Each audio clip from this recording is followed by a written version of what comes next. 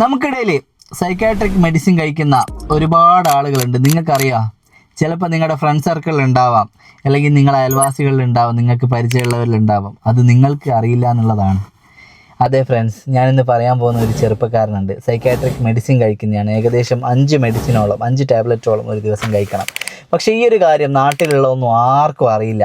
നല്ല കറക്റ്റായിട്ട് ജോലിക്ക് പോകുന്നുണ്ട്, ജോലി ചെയ്യുന്നുണ്ട്, വരുന്നുണ്ട്. കൺസ്ട്രക്ഷൻ ഫീൽഡിലാണ് ജോലി. ഈ തേപ്പ് അങ്ങനത്തെ പണിയാണ് ചെയ്യുന്നത്. ജോലിക്ക് പോവും, ആ ജോലി കഴിഞ്ഞ് വീട്ടിൽ വരും. നാട്ടിൽ അങ്ങനെ ആളുകളുമായിട്ട് അങ്ങനെ മിംഗ്ലിങ്ങോ ഇടപെടലുകളൊന്നും കുറവാണ്. കടയിൽ പോവും, സാധനം വാങ്ങി വരും, അങ്ങനെയൊക്കെയാണ്. ആർക്കും ഈ ഒരു വിഷയം അറിയില്ല എന്നുള്ളത് കൊണ്ട് തന്നെയാണ് ഫേസ് കാണിക്കാണ്ട് നമ്മളിങ്ങനെ ഒരു വീഡിയോ ചെയ്യുന്നത്. കാരണം ഫേസ് കാണിച്ച് ചെയ്താൽ നാളെ ഓനല്ല ടാബ്ലറ്റ് കഴിക്കുന്ന നമ്മൾ വീഡിയോ കണ്ടേ എന്ന് പറഞ്ഞ ആളുകൾ കളിയാക്കാൻ തുടങ്ങും. നമ്മളെ നാട്ടിൽ അങ്ങനെ കുറച്ച് കാര്യങ്ങളും കൂടി ഉണ്ടല്ലോ, കുറച്ചൊരു വിഷയങ്ങളും കൂടി ഉണ്ടല്ലോ ആളുകൾക്ക്. ഒരാളുടെ വേദന മറ്റുള്ളവർക്ക് സന്തോഷിക്കാനുള്ളൊരു കാര്യമായിട്ട് കരുതുന്നവരും ഉണ്ടാവും. അതുകൊണ്ടാണ് ഇങ്ങനെ പറയുന്നത്. നല്ലൊരു വധുവിനെ നമുക്ക് ഇങ്ങനെ പറഞ്ഞിട്ട് തന്നെ മൂപ്പർക്ക് കണ്ടെത്തി കൊടുക്കണം.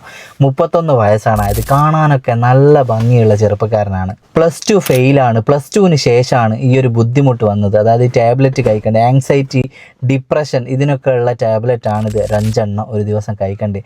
ടാബ്ലറ്റ് അങ്ങ് കഴിച്ചാൽ വേറെ വിഷയമൊന്നുമില്ല. ജോലിക്ക് പോകുന്നുണ്ട്, വരുന്നുണ്ട്, ഒരു വിഷയമില്ല. ടാബ്ലറ്റ് കഴിച്ചിട്ടില്ലെങ്കിൽ ഒരു ഉഷാറ് കുറവ്, ഒരു പണിക്ക് പോകാൻ മടി, അങ്ങനെയൊക്കെ ഉള്ളൊരു കാര്യം, ഇങ്ങനെ ചടഞ്ഞൊരുത്തയിൽ ഇരിക്കുക എന്നുള്ളൊരു അവസ്ഥയിലാണ് ഉണ്ടാകുക. അതുകൊണ്ട് ഗുളിക വിടാണ്ട് കുടിക്കണം. മെഡിസിനൊക്കെ ഫ്രീ ആയിട്ട് കിട്ടുമെന്നാണ് പറഞ്ഞത്. അതിന് എക്സ്പെൻസും കാര്യമൊന്നുമില്ല. ഒരു സാധാരണ ഫാമിലിയാണ്, ചെറിയൊരു ഓടിട്ട വീടൊക്കെയാണ്. പിന്നെ നല്ലൊരു ചെറുപ്പക്കാരൻ, കണ്ടാൽ എന്തായാലും നിങ്ങൾക്ക് ഇഷ്ടമാവും. പിന്നെ ഈ ഒരു വിഷയം എന്ന് പറഞ്ഞാൽ കൂടുതലായിട്ട് നിങ്ങൾക്ക് പോലെ വിളിച്ച് ചോദിച്ചൊക്കെ പറയാം. അപ്പോൾ അവൻ ചോദിക്കുകയാണ്, നിങ്ങൾ എന്നോട് കുറച്ച് നേരമല്ലേ സംസാരിക്കുന്നത്, നിങ്ങൾക്ക് എന്തെങ്കിലും തോന്നുന്നുണ്ടോ, എനിക്ക് എന്തെങ്കിലും പ്രശ്നമുണ്ടോ? ഞാൻ ഒരു നിമിഷം ഒന്ന് സൈലൻ്റായി. കുറച്ചാണ് ഇപ്പോൾ എന്താ പറയാമെന്ന് വിചാരിച്ചിട്ട്. കാരണം അങ്ങനെ സംസാരത്തിൽ ഇടപെടലൊന്നും നമുക്ക് തോന്നുകയല്ല. പിന്നെ ചില ആളുകളുടെ മെൻ്റൽ സ്ട്രെങ്ത്ത് അങ്ങനെയാണല്ലോ. ചെറുപ്പം മുതലേ ഒരുപാട് കളിയാക്കൽ ഞാൻ ഫേസ് ചെയ്തിട്ടുണ്ട്.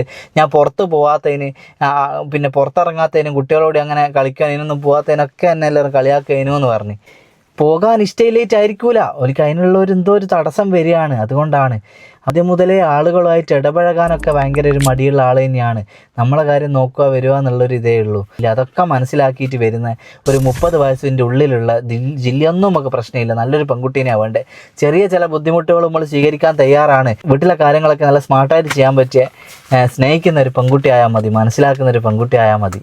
ഈ മുസ്ലിം യുവാവിൻ്റെ സ്ഥലം വരുന്നത് കോഴിക്കോട് ജില്ലയിലാണ് കേട്ടോ. നമുക്ക് ജില്ലയൊന്നും പ്രശ്നമില്ല, എവിടെയാണെങ്കിലും സ്വീകരിക്കാൻ തയ്യാറാണ്. കല്യാണത്തിന് മുമ്പ് ഒരു ഡോക്ടറുടെ കൗൺസിലിംഗ് വേണമെങ്കിൽ അതൊക്കെ എടുത്തിട്ട് എന്തെങ്കിലും ബുദ്ധിമുട്ടുണ്ടാവോ കല്യാണ ശേഷം എന്നൊക്കെ ബോധ്യപ്പെട്ടിട്ടാണ് നിങ്ങൾ മുമ്പോട്ട് വരേണ്ടത്. കഴിഞ്ഞിട്ട് ഇത് ഞങ്ങൾ അറിഞ്ഞിരുന്നില്ല, അതറിഞ്ഞിരുന്നില്ല, അങ്ങനെയൊന്നും പറയരുത്.